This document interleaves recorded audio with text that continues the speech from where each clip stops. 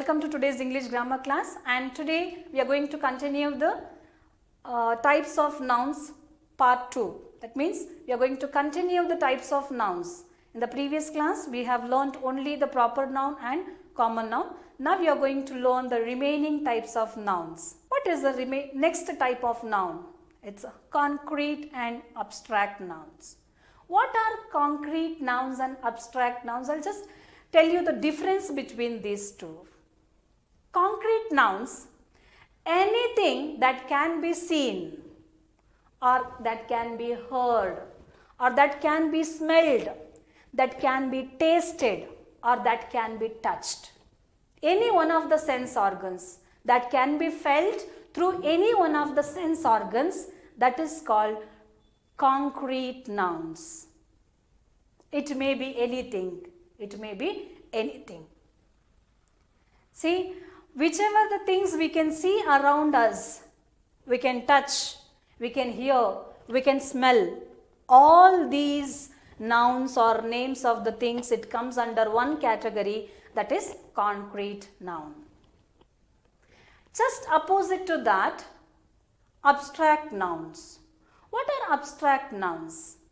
Abstract nouns are also names only, but these are the names of emotions or experiences.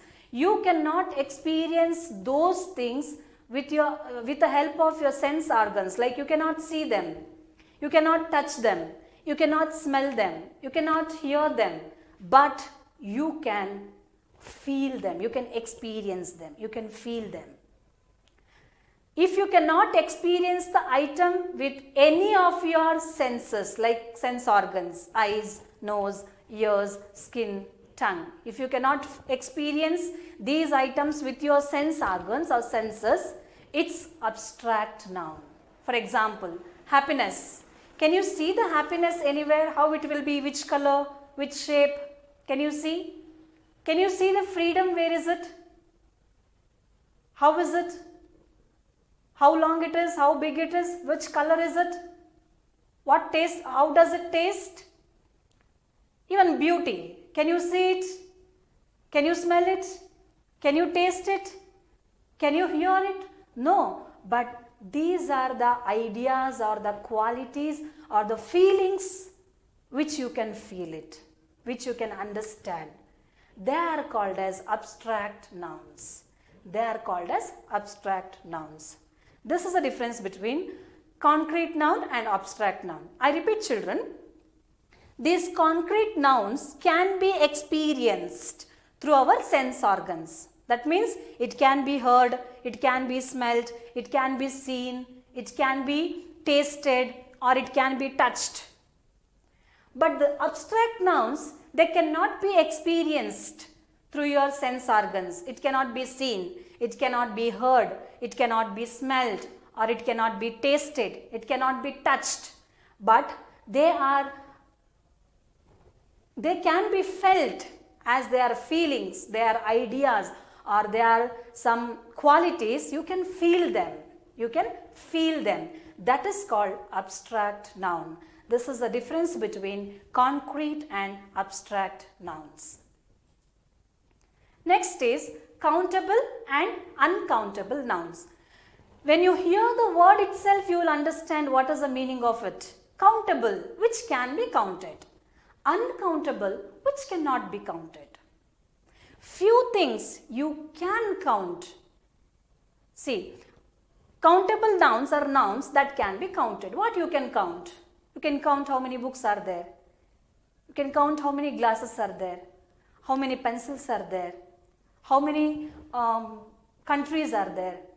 How many districts are there? How many trees are there? How many people are there? You can count it. But some things you cannot count. They will be referred as a quantity. They will be referred as a quantity. For example, sugar, how can you count it? Water, how can you count it? When you refer to the uncountable nouns, we can use a little sugar, a little water, or some sugar, few things. So we use this quantity, we use the quantity because we don't know how many are there. It is uncountable. Those things are called as uncountable nouns. Countable nouns and uncountable nouns. Some, many, more, all these are uncountable nouns. So this is the difference between countable and uncountable nouns. I repeat, children, there are many types of nouns. First one is proper and common noun. Second thing is concrete and abstract noun. Next is countable and uncountable noun. So 6 type of nouns we have already learned now. So you can see here, you can differentiate countable and uncountable. Some things here you can count it, but some things you cannot count. So you can differentiate by seeing the picture. Next is collective noun. Collective noun. Collective means it's a collection of things. It's a collection of things. We use a general one name or one word for the collection of same things. For the collection of same things. For example, a word for a group of specific items, animals or people. Animals or people. For example, we have a few flowers. We'll make it as a bundle. And for that we call it by name. A bouquet of flower. Bouquet. That's a collective noun. Collective noun. See here, a gaggle of geese. There are many geese and that group is called as gaggle. Gaggle. So that word is called as a collective noun. Like that there are many examples for collective noun. It shows the group of specific animal or specific thing.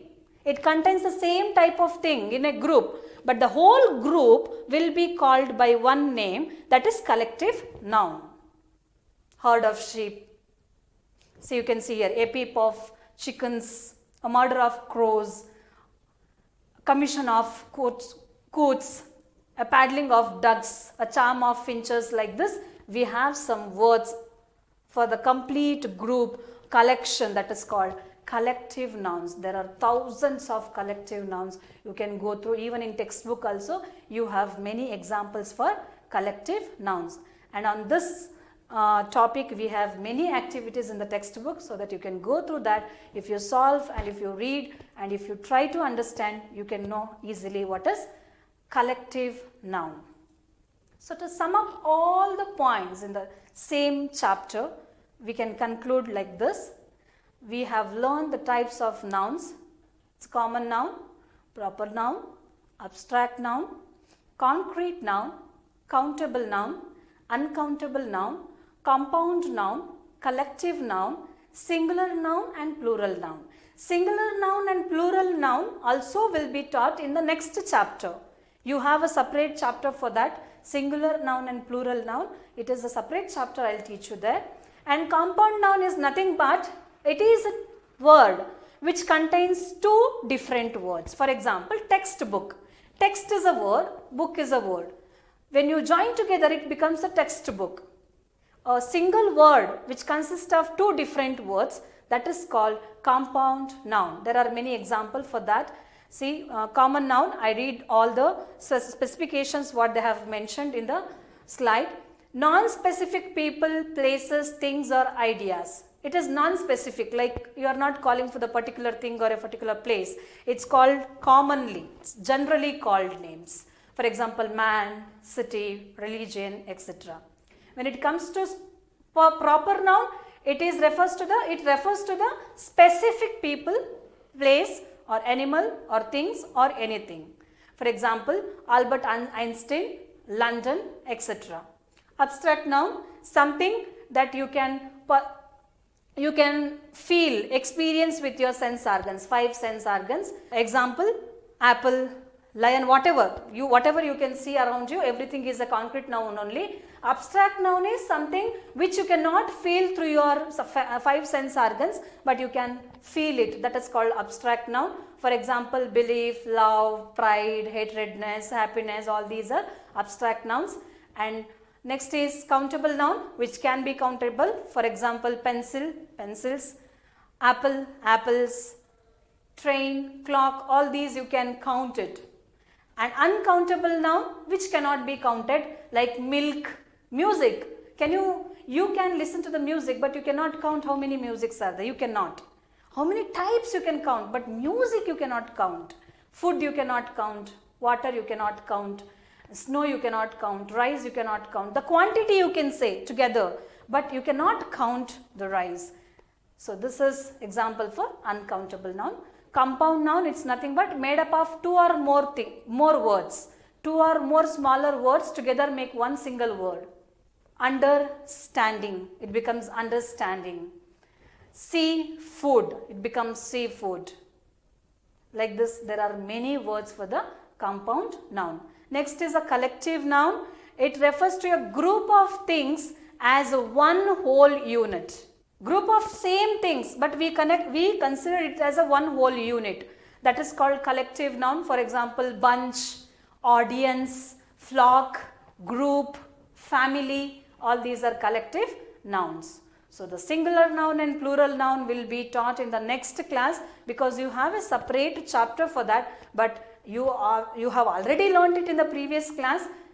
You know what is plural noun and what is singular noun. The nouns which refers to the single thing, it's a singular noun. The nouns which refers to the plural, like more than one, that is called plural nouns, that you will be learning. All the points there are many points to learn in that chapters, that you will be learning in the next class. So I hope all of you have understood the chapter, the types of nouns very clearly. Children, kindly go through the video more than 2 or 3 times. Try to understand the concepts which I am explaining to you. And if you don't understand anything, kindly be open to ask the questions. Don't feel hesitated. Don't get scared to ask any doubts, because you are here to learn and we are here to teach you. So when I come to the live class, you can discuss with me, and any queries, I'll be ready to solve it. Thank you, children. Have a nice day.